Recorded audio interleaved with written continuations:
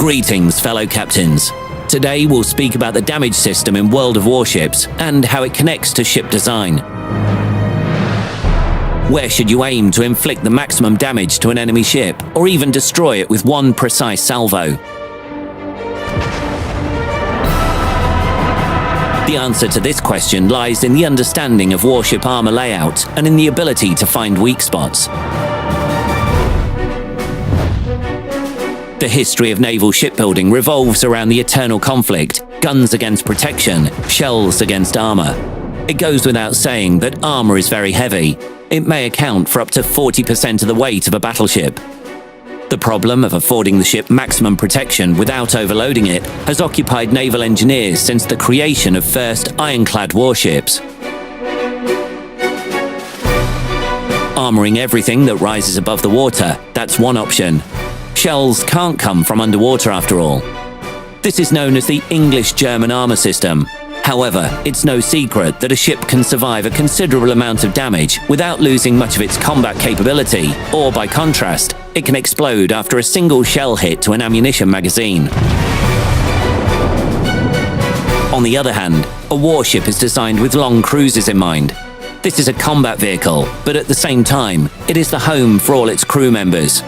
A considerable amount of ship space is dedicated to the everyday life of the crew and does not influence its combat capability. You must agree that the loss of a galley or a storage room during battle has less impact on a ship's performance than an exploded engine room or conning tower.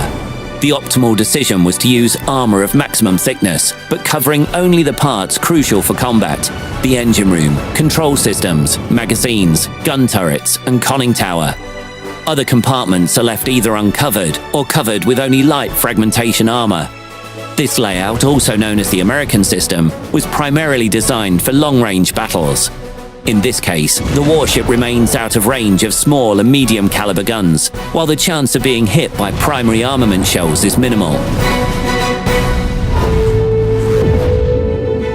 External modules are as important as internal ones.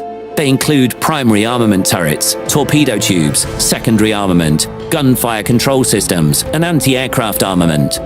All are located on the outside and directly influence the ship's combat capability.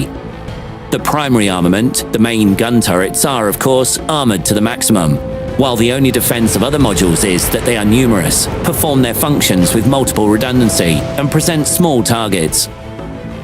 In theory, almost any ship, both in the game and in real life, can be destroyed by a single salvo.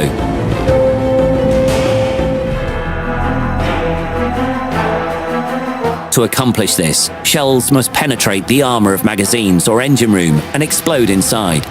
Thus, the easiest way to destroy a ship is to fire at either the center of the hull on the waterline level, where the engine room is located, or at the magazines under the gun turrets.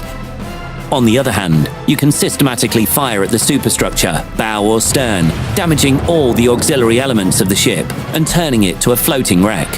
This method takes more time, but on the plus side, is reliable and easy.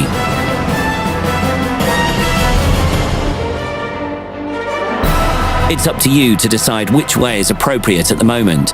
The most important parts of the ship are usually heavily armored, making it difficult to destroy an enemy with a single salvo. Additionally, you should always weigh the power of your guns against the armor of the target. For example, a light cruiser or a destroyer won't be able to destroy a battleship with a couple of shots of their primary armament. However, they can disable a well-armored opponent by methodically firing at the ends of the ship, the superstructures, and all the poorly armored parts, starting with deck-mounted AA guns and ending with communication systems. Don't forget that your ship has the same weaknesses as your enemies. Knowing your vulnerable spots and covering them, you can significantly reduce the risk of critical damage. Skillful maneuvering under enemy fire can save you. For example, if you turn bow or stern to the enemy, you will considerably reduce target area for them and partially cover the weak spots of your ship.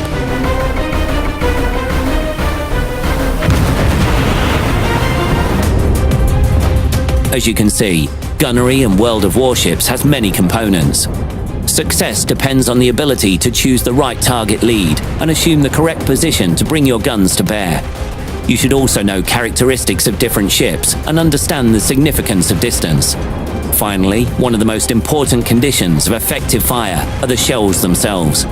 Two types are available in the game: armor-piercing and high explosive. What are their characteristics, and how can you use them to your advantage? We'll talk about this in the next episode.